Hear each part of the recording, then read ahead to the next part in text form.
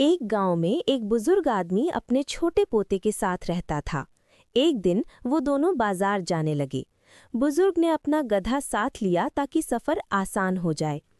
जब वो गांव से निकले तो बुजुर्ग गधे के साथ पैदल चल रहा था और लड़का भी साथ साथ चल रहा था। रास्ते में कुछ लोग बोले, अरे ये बूढ़ा भी अजीब है, गधा खाली जा रहा है और ये दोनों पैदल चल रहे हैं। बुजुर्ग ने सोचा, बात ठीक है, तो उसने लड़के को गधे पर बिठा दिया। कुछ आगे गए तो दूसरे लोग बोले, देखो देखो, छोटा बच्चा सवारी कर रहा है और बूढ़ा आदमी पैदल चल रहा है, कैसी बेअदबी है। ये सुनकर बुजुर्ग ने खुद गधे पर बैठा और लड़के को नीचे उतार दिया। थोड़ी दूर गए तो किसी ने कहा, वाह भई, खुद गधे पर बैठा है और बच्चा पैदल जा रहा है, कितना खुदगर्ज आदमी है। अब बुजुर्ग परेशान हुआ। उसने कहा, चलो बेटा, हम दोनों ही गधे पर बैठ जाते हैं। जब दोनों बैठे तो लोग हंसने लगे।